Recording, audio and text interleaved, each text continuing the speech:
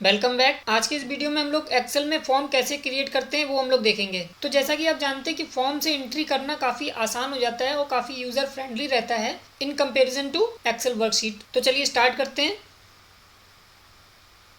तो यहाँ पर हमने कुछ डेटा बना रखा है, तो आज उस डेटा पर कुछ फॉर्मूले अप्लाई करेंगे। ठीक है, साथ ही साथ उसको फॉर्म में कैसे कन्वर्ट करते हैं वो भी देखेंगे। एक डेटा हमने शीट 1 पे बना रखा है जो कि आपका कस्टमर का डेटा है, जिसमें कि आपको सिंपल इंटरेस्ट कैलकुलेट करना है। और आपका सेकंड सीट जो है उस पर हमने स्टूडेंट का डेटा बना रखा है, जिसमें उसके total marks, average marks, grade, status बताना है। और उसमें एक रेंज दे दी गई है कि अगर स्टूडेंट के मार्क्स लेस देन 40 है तो उसका ग्रेड डी होगा और उसका स्टेटस पुअर होगा। ठीक है, और अगर बिटवीन 40 टू 49 होगा तो उसका ग्रेड सी आएगा और स्टेटस उसका एवरेज हो जाएगा। ठीक है, और अगर बिटवीन 50 टू 59 रहेगा, ठीक है, एवरेज मार्क्स अगर 50 टू 59 रहेंगे तो उसका ग्रेड जो होगा वो बी होगा और स्टेटस गुड रहेगा। और अगर वो 60 या 60 से एवरेज मार्क्स उसके ज़्यादा होते हैं तो उसका ग्रेड ए रहेगा और उसका स्टेटस एक्सीलेंट हो जाएगा। ठीक है, तो ये कंडीशन आपको दी गई है और उसके हिसाब से आपको यहाँ पर डेटा फिल करना है। फिर इसी को फॉर्म में कैसे कन्वर्ट करेंगे और फॉर्म में डेटा कैसे एंट्री करेंगे वो हम लोग देखेंगे। और ये ऑटोमेटिकली कैसे ये फिल हो जाएगा फॉर्म में वो हम लोग देखेंगे, है ना। और फिर उसमें कैसे क्राइटेरिया लगा के हम लोग डेटा को फिल्टर कर लेंगे। तो इतनी सारी चीज़ें होने वाली हैं आपके सामने, ठीक है, एक ही वीडियो में। तो वीडियो को बिल्कुल स्किप मत करिएगा। अगर आपको अच्छे से समझना है तो आपको लास्ट तक देखना पड़ेगा। ठीक है, और अगर आप हमारे चैनल पे नए हैं तो चैनल को सब्सक्राइब करना ना भूलें। ऐसे ही यूजफुल कंटेंट्स हम अक्सर आपके लिए लाते रहते हैं। और हाँ, बेल आइकन पे क्लिक करना ना भूलें ताकि आपको नेक्स्ट वीडियो की नोटिफिकेशन सबसे पहले मिल सके। और अगर आपको वीडियो अच्छा लगे तो इसे लाइक करना ना भूलें। साथ ही साथ आप कमेंट करके जरूर बताइएगा कि आपको ये वीडियो कैसा लगा, क्या ये आपके लिए यूजफुल था। क्योंकि आपके जो कमेंट्स होते हैं, लाइक्स होते हैं, वो हमें काफ़ी मोटिवेट करते हैं ताकि हम इसी तरीके से अच्छे वीडियोज़ आपके लिए इन फ्यूचर लाते रहें। तो चलिए, बहुत हो गई बातें, अब आते हैं अपने मुद्दे पर। तो देखिए, जैसा कि हमने यहाँ पर आपको दिखाया कि आपको यहाँ पर कस्टमर आईडी के लिए एक कॉलम दिया है, कस्टमर नेम के लिए कॉलम दिया है, अकाउंट नंबर के लिए कॉलम दिया है, प्रिंसिपल के लिए कॉलम दिया है, रेट के लिए कॉलम दिया है, टाइम के लिए कॉलम दिया है और सिंपल इंटरेस्ट हमने यहाँ पर ब्लैंक छोड़ रखा है। ठीक है, क्यों? क्योंकि यहाँ पर हमें सिंपल इंटरेस्ट जो है वो फॉर्मूले की हेल्प से कैलकुलेट करना है। ठीक है, तो सिंपल इंटरेस्ट का फॉर्मूला आप जानते ही क्या होता है ना, principal into rate into time divided by 100। ठीक है, और रेट हमने ऑलरेडी परसेंट में दे रखा है तो यहाँ पर डिवाइडेड बाई 100 करने की ज़रूरत नहीं है। ठीक है ना, तो हम सिंपल सा तीनों सेल का मल्टीप्लाई कर देंगे तो हमारा सिंपल इंटरेस्ट निकल आएगा, है ना। तो चलिए हम लोग यहाँ पर सिंपल इंटरेस्ट पहले फाइंड कर लेते हैं। इक्वल्स टू दिस, यानी कि ये principal into rate into time. ठीक है, और एंटर कर दीजिए। तो ये आपका देखिए सिंपल इंटरेस्ट आ गया 1000। ठीक है, अब आप इसी सेम फॉर्मूले को बाकी सेल्स पर भी अप्लाई कर सकते हैं। ठीक है, हम यहाँ पर जितनी सेल में हमें फॉर्मूला अप्लाई करना है हमने उतनी सेल को सिलेक्ट कर लिया और कंट्रोल डी प्रेस कर दिया, है ना। तो ये फॉर्मूला सब पर अप्लाई हो जाएगा। अच्छा, देखिए इसका सिंपल इंटरेस्ट कितना आ गया, 300, है ना। इसका 500, 200, 800, है ना।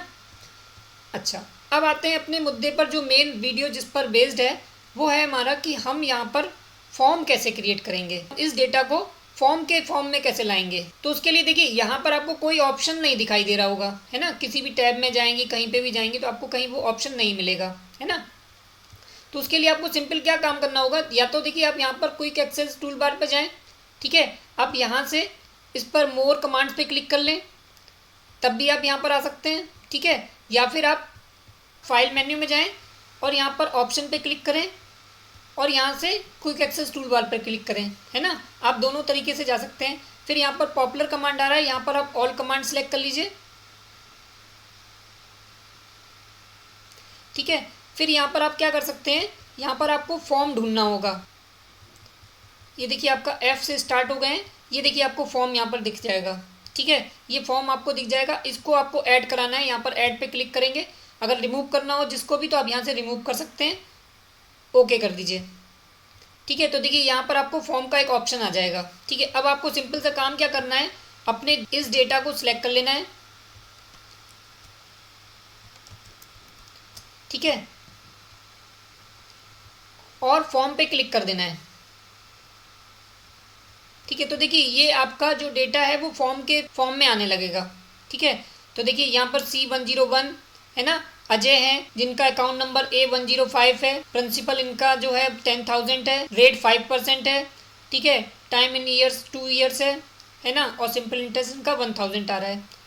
नेक्स्ट अगर आपको देखना है तो आप नेक्स्ट पे क्लिक करें, ठीक है, फिर नेक्स्ट नेक्स्ट नेक्स्ट, इस तरीके से आप प्रीवियस पे जाना चाहें प्रीवियस पे चले जाएं, ठीक है। और अगर आप किसी डेटा पर यहाँ पर कुछ एडिट करना चाहते हैं तो आप यहाँ से डेटा भी एडिट कर सकते हैं, है ना, जो भी आप करना चाहें 1033 जो भी आप लिखना चाहें वो आप डेटा एडिट कर सकते हैं, ठीक है। और जैसे ही एंटर करेंगे वहाँ पर भी चेंज हो जाएगा। मान लीजिए 1033 आपने कर दिया, ठीक है, तो देखिए वहाँ पर भी चेंज हो जाएगा, है ना। तो हम यहाँ पर फिर से चेंज कर दे रहे हैं। अच्छा, अगर आपको डेटा डिलीट करना है तो आप डेटा डिलीट भी कर सकते हैं। तो देखिए एरो करके जाने में आपको बहुत टाइम लगेगा, आप डायरेक्ट यहाँ पर न्यू ऑप्शन पे क्लिक करिए तो आपको एक ब्लैंक फील्ड्स मिल जाएंगी, है ना, और आप यहाँ पर आप डेटा इनपुट कर लीजिए C106। देखिए एंटर नहीं करना है, एंटर कर दिया तो वो जितनी फील्ड आपने भरी होंगी उसके बाद नए रिकॉर्ड पे आ जाएगा, ठीक है। आपको टैब की का यूज़ करना है और प्रीवियस सेल पर जाने के लिए शिफ्ट टैब का यूज़ करना है ना। अब कस्टमर नेम दे देते हैं यहाँ पर, मान लीजिए कस्टमर नेम हमने दे दिया विशाल, ठीक है, फिर टैप करिए, अकाउंट नंबर दे देते हैं A109, ठीक है। अच्छा, प्रिंसिपल इनका कर देते हैं 6000, ठीक है, रेट इनका कर देते हैं 5% ही रहेगा सबका रेट, है ना, और टाइम 2 ईयर्स ही रहेगा। देखिए जैसे ही आप एंटर करेंगे तो नए रिकॉर्ड पर आ जाएगा, ठीक है। और देखिए यहाँ पर इसका सिंपल इंटरेस्ट कैलकुलेट होकर 600 आ गया, है ना। तो इस तरीके से आपको डेटा एंट्री करना बहुत आसान हो जाता है फॉर्म की हेल्प से। अब मान लीजिए इस डेटा को आपको डिलीट करना है, ठीक है, यानी इस रिकॉर्ड को अगर आपको डिलीट करना है तो सिंपल से डिलीट पे क्लिक कर दीजिए, तो ये आपको एक मैसेज देगा कि displays record will be permanently deleted. क्या परमानेंट डिलीट करना चाहते हैं? ओके पे क्लिक करिए तो ये परमानेंट डिलीट हो जाएगा, ठीक है। अच्छा, अब देखिए यहाँ पर एक क्राइटेरिया का ऑप्शन आ रहा है।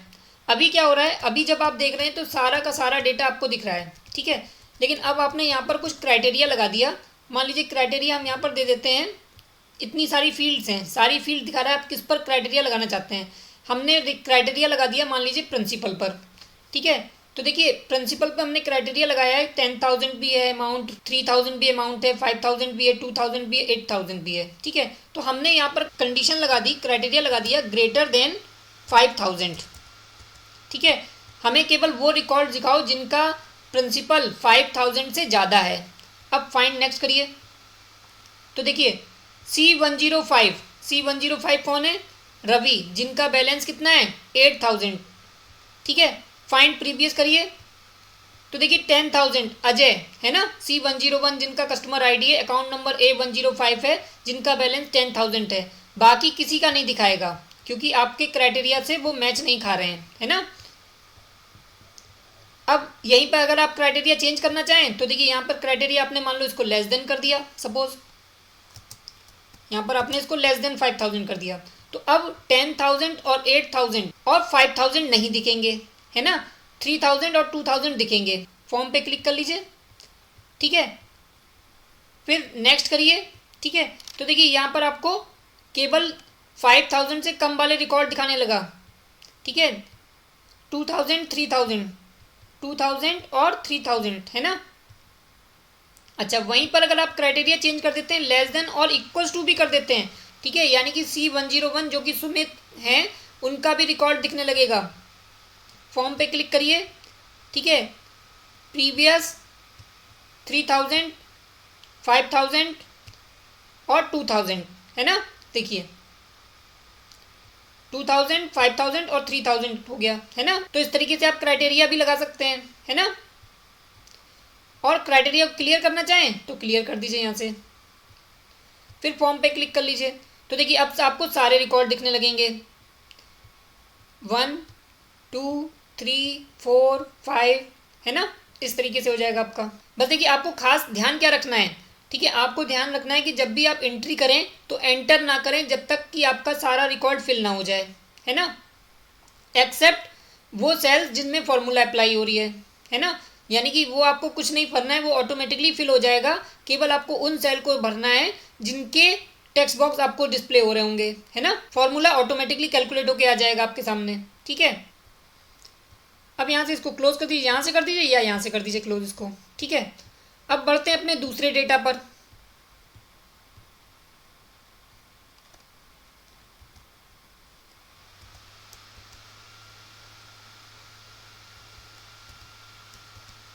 तो देखिए यहाँ पर आपको रोल नंबर के लिए कॉलम दिया है, स्टूडेंट नेम दिया है, फिजिक्स केमिस्ट्री मैथ्स के मार्क्स दिए गए हैं और आपको टोटल, एवरेज, ग्रेड और स्टेटस ये आपको फाइंड करना है ना। और फिर उसको फॉर्म में डिस्प्ले कराना है। इतना काम आपको करना है, तो काफ़ी आपको मशक्क़त करनी पड़ेगी, तब जाके आपका ये फॉर्म कंप्लीट होगा। तो देखिए यहाँ पर आपको हरी हैं, मोहन हैं, रोहित हैं, विराट हैं, सचिन हैं, ठीक है। इनके फिजिक्स केमिस्ट्री मैथ्स के मार्क्स दिए गए हैं। देखिए सचिन के मार्क्स सबसे कम है, ये खेल में ज़्यादा रहते थे, पढ़ाई में कम रहते थे, तो देखिए इनके मार्क्स सबसे कम आए हैं, है ना। तो चलिए अब इनका सबसे पहले टोटल निकाल लीजिए।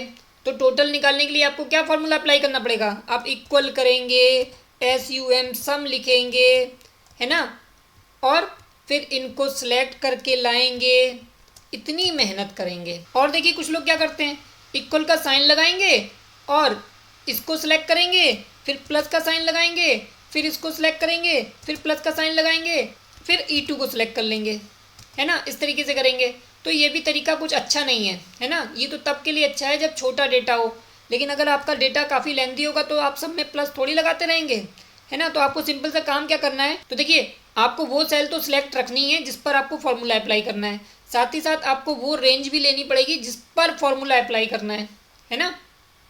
बस आप इतना काम कर लीजिए और उसके बाद ऑल्ट के साथ इक्वल प्रेस करिए तो ऑटोमेटिकली सम हो जाएगा आपका। ऑटो सम की शॉर्टकट की है, या फिर आप यहाँ पर क्लिक कर सकते थे, है ना, ऑटो सम पे। अब आपको सिंपल सा काम क्या करना है, अब आप सिंपल सा काम ये करेंगे कि आप यहाँ से कंट्रोल D प्रेस कर लेंगे, ठीक है। तो आपका ये क्या होगा कि सारा का सारा डेटा ऑटोमेटिकली फिल हो जाएगा।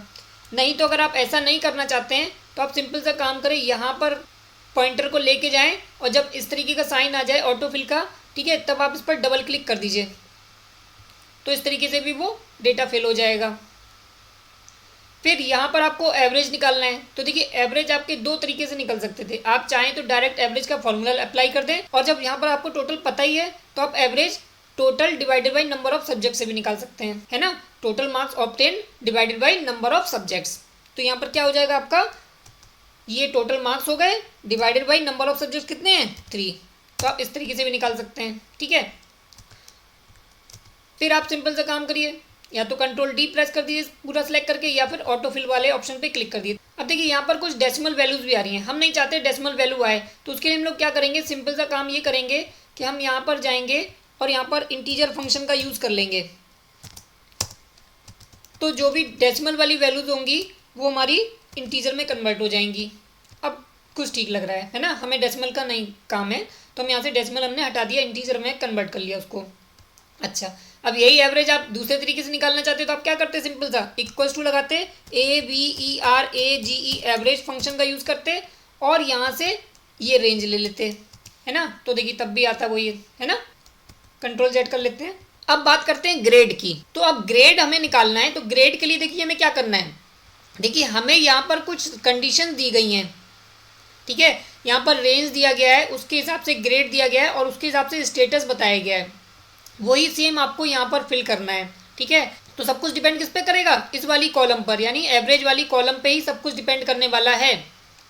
तो रेंज क्या दी गई है, अगर स्टूडेंट के एवरेज मार्क्स जो हैं वो लेस देन 40 होते हैं तो उनका जो ग्रेड होगा वो D होगा और स्टेटस पुअर रहेगा, ठीक है। अच्छा, वहीं पर अगर उनके एवरेज मार्क्स बिटवीन 40 टू 49 यानी कि 40 से 49 के बीच में अगर उनके एवरेज मार्क्स आते हैं तो उनका ग्रेड C रहेगा और स्टेटस उसका एवरेज रहेगा। अच्छा, फिर नेक्स्ट रेंज जो दी गई है वो दी गई बिटवीन 50 टू 59, यानी कि अगर स्टूडेंट के एवरेज मार्क्स 50 से 59 के बीच में आते हैं तो उनका ग्रेड B होगा और स्टेटस उसका गुड रहेगा, ठीक है। अच्छा, फिर लास्ट जो कंडीशन दी गई है वो दिया गया ग्रेटर देन और इक्वल्स टू 60, यानी कि अगर 60 या 60 से अबव होंगे तो उनका ग्रेड A होगा और उनका स्टेटस क्या होगा, एक्सीलेंट, ठीक है।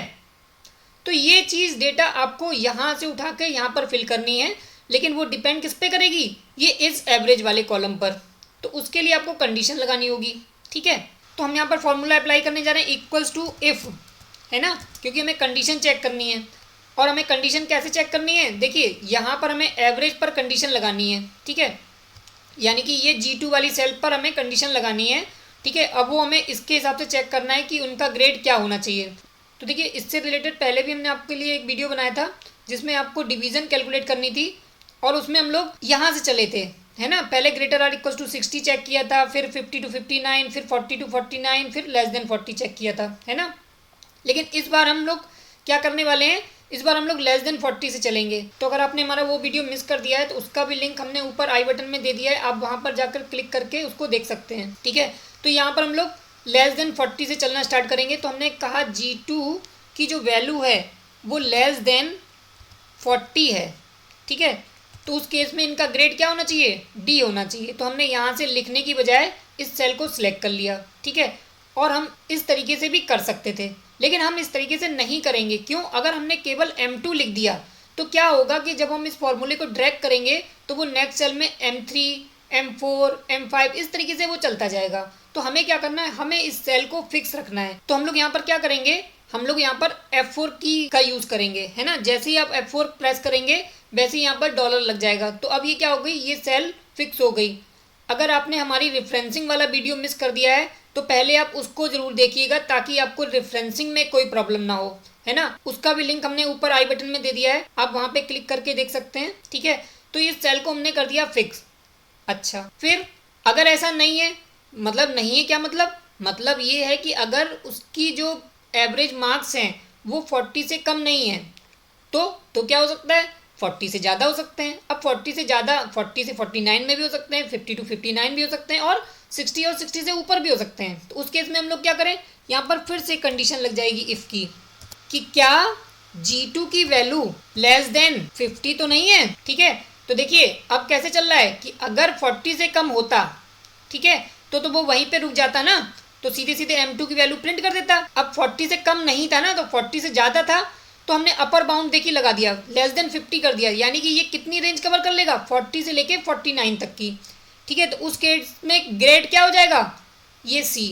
इसको भी हम लोग F4 प्रेस करके फिक्स कर लेंगे, ठीक है, ये हो गया। फिर अब यहाँ से इतना तो पता चल गया कि ये जो स्टूडेंट है अगर उसके मार्क्स 40 से भी कम नहीं है और 50 से भी कम नहीं है, ठीक है, तो क्या हो सकता है, 50 से ज़्यादा होंगे, तो हो सकता है 50 से 59 के बीच में भी हो सकते हैं, और वो 60 या 60 से ज़्यादा भी हो सकते हैं। तो यहाँ पर अभी हमें फिर एक कंडीशन लगानी पड़ेगी। फिर से हमने इफ़ लगाया और हमने कहा कि अगर हमारी G2 की जो वैल्यू है वो लेस देन 60 है, ठीक है, यानी ना तो वो 60 है ना 60 से ज़्यादा है, तो वो कहाँ से कहाँ तक आ गई, 50 से 59 के बीच में। तो उस केस में ग्रेड क्या होना चाहिए, उस केस में ग्रेड जो होना चाहिए वो B होना चाहिए, ठीक है। फिर हम लोग यहाँ पर F4 प्रेस कर लेंगे ताकि वो सेल फिक्स हो जाए, ठीक है। अच्छा, अब बताइए, अब क्या कोई कंडीशन बचती है, ठीक है। अब अगर ये कंडीशन नहीं सेटिस्फाई करती हैं तो इसका मतलब है कि वो 60 है या 60 से ज़्यादा है। तो हमें सिंपल सा काम क्या करना पड़ेगा, सीधे सीधे इस सेल को सिलेक्ट कर लेना होगा, ठीक है। लेकिन F4 प्रेस करना ना भूलें ताकि ये सेल फिक्स हो जाए, ठीक है। बस आपको चाहे तो आप एंटर कर भी सकते हैं, ये ऑटोमेटिकली ब्रैकेट लगा लेता है, नहीं तो आप क्या करें, ब्रैकेट सारे बंद कर दीजिए, ठीक है, इस तरीके से, है ना, और एंटर कर दीजिए। तो देखिए इसका ग्रेड आपका A आ गया, है ना।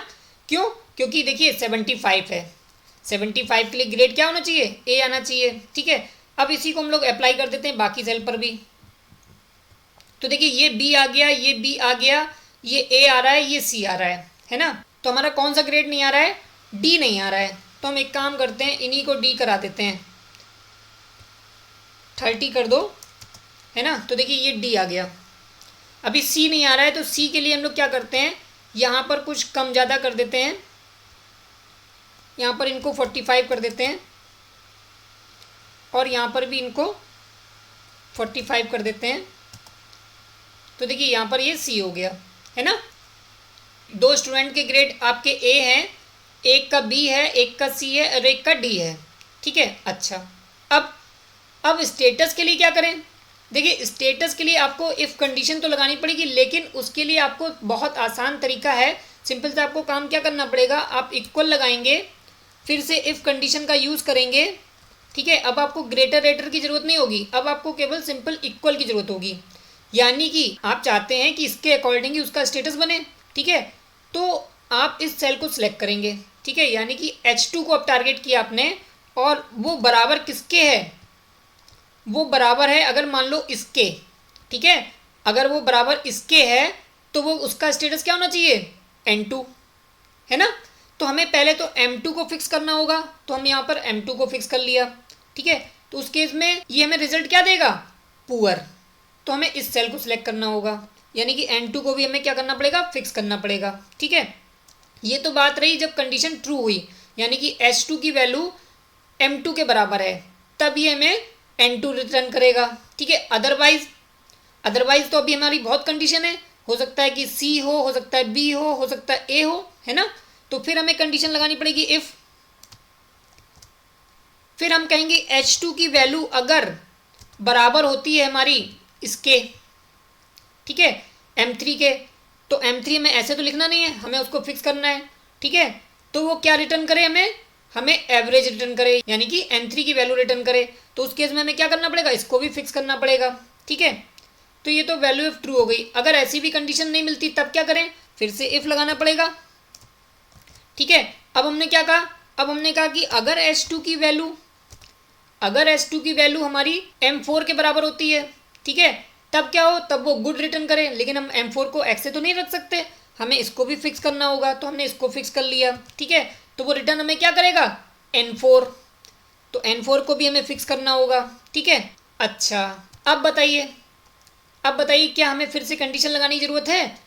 अब तो हमें कन्फर्म ही हो गया कि जब D-C-B नहीं है तो फिर वो A होगा, तो उस केस में हमें क्या रिटर्न करे, हमें सिंपल सा ये रिटर्न कर दे, ठीक है। और इसको भी हमें क्या करना पड़ेगा, फिक्स करना पड़ेगा, ठीक है। एंटर कर दीजिए, यस कर दीजिए। तो देखिए ये एक्सीलेंट आ गया, क्यों, क्योंकि इसका जो ग्रेड था वो A था, ठीक है। अब इसी को हम लोग बाकी पे भी अप्लाई कर देते हैं।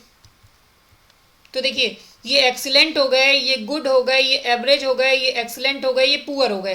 तो देखिए डी जिसका ग्रेड होगा उसका स्टेटस क्या आना चाहिए, पुअर, है ना। तो देखिए डी का स्टेटस क्या है, पुअर, तो यहाँ पर भी डी का स्टेटस पुअर आ रहा है, ठीक है।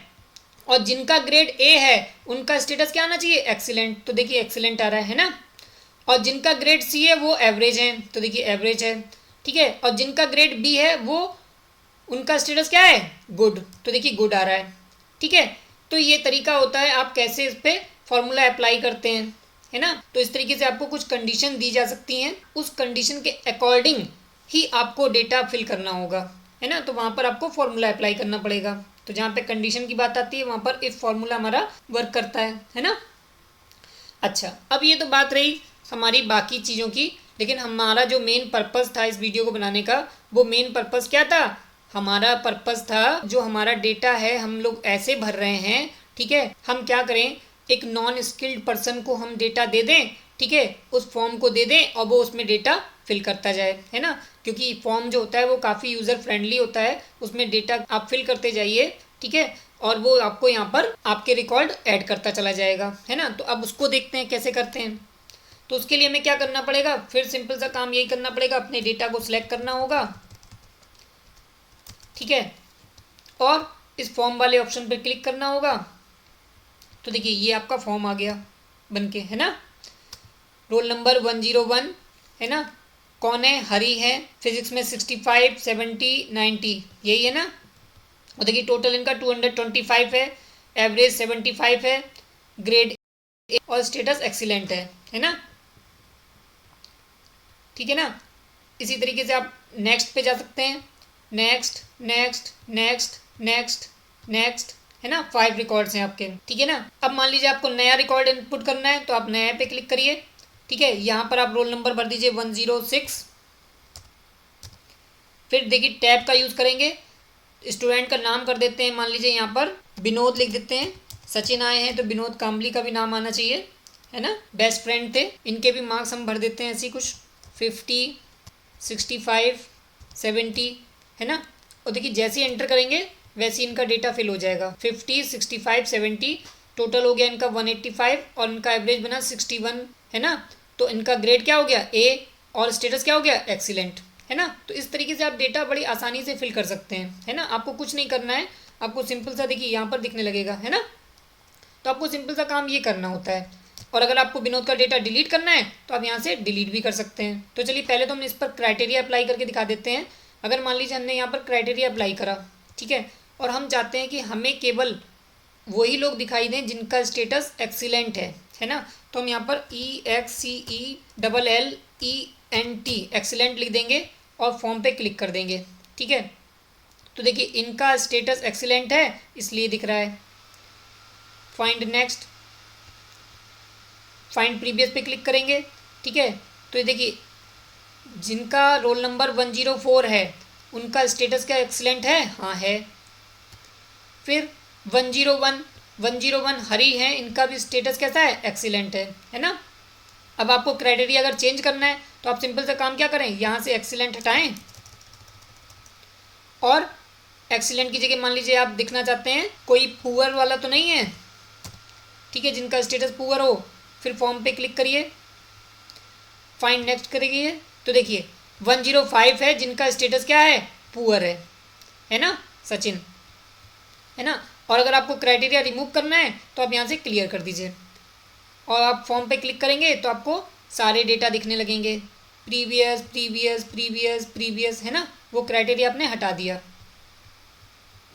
फाइंड नेक्स्ट करेंगे तो अगला रिकॉर्ड दिखने लगेगा, ठीक है। और प्रीवियस पे रिकॉर्ड देखना है तो आपको फाइंड प्रीवियस करिए, है ना।